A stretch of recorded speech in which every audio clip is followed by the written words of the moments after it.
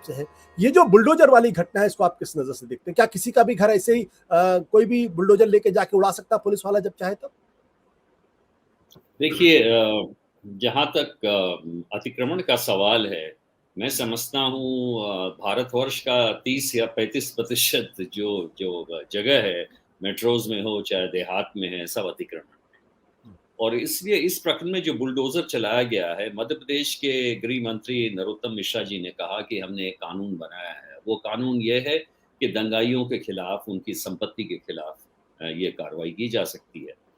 ये सही है कि वो अतिक्रमण है, लेकिन उसके बारे में नोटिस कब दिया गया और कब ये कार्रवाई की गई, पहला प्रश्न ये उठता है। और दूसरा ये है, अतिक्रमण क्या खिलाफ एक ही समुदाय के लोगों के खिलाफ किया, क्योंकि और भी लोगों के जो दंगाई थे उनके खिलाफ ऐसी प्रतिक्रिया, ऐसी कार्रवाई की गई है नहीं। इसलिए मेरा कहना है कि जहाँ तक अतिक्रमण का सवाल है, जब ये अतिक्रमण हुआ था तब तो जो राज्य सरकारें हैं वो इसे देखती नहीं हैं, लेकिन एक मौका जब उन्हें सूट करता है तब ये कार्रवाई करती है।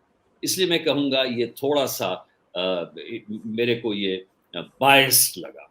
लेकिन मैं 4 अगर आप अनुमति दें तो मैं प्लीज। 4 बहुत ही गंभीर मुद्दे, जो आपने कहा कि 7 राज्यों में ये जो सांप्रदायिक दंगे हुए हैं, वो हमारे सामने हमें विवश कर देते हैं, सोचने को मजबूर कर देते हैं। नंबर 1, ये जो 7 राज्यों में ये हुए हैं, आधे राज्य तो बीजेपी रूल्ड हैं और आधे राज्य दूसरे हैं। इसका मतलब ये है कि हर राज्य जो है असफल रहा, कमज़ोर रहा सांप्रदायिक दंगों को कंट्रोल करने की।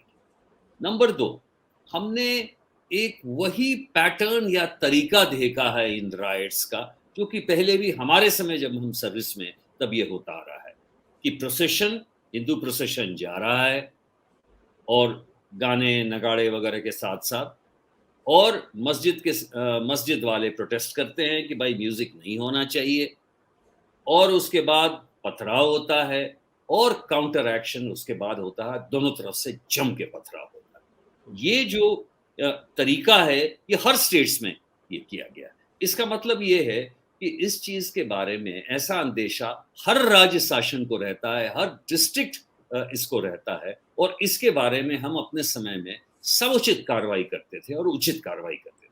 नंबर 3, ये जो प्रतिक्रिया है इन सभी राज्यों की, ये भी बिल्कुल एक्सपेक्टेड लाइन्स पे है। बीजेपी वाले ये कहते हैं कि दंगाई चूंकि पथराव हुआ था मस्जिद से, तो हम उसके खिलाफ कार्रवाई कर रहे हैं।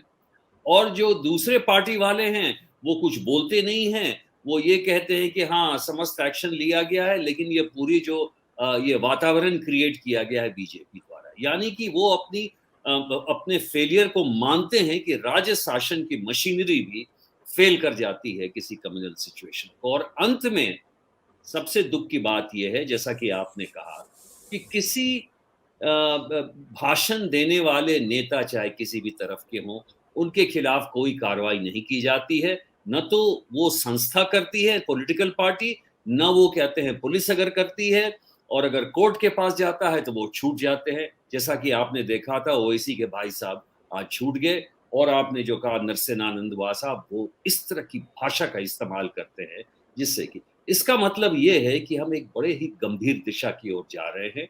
और अगर यही व्यवस्था रही और चैनल्स, टीवी चैनल्स पे ये सिर्फ झगड़े करते हैं, और इस झगड़े से कोई ये समस्या सुलझेगी नहीं, बल्कि और उलझती जाएगी। सत्य हिंदी का ऐप डाउनलोड करें गूगल प्ले स्टोर पर।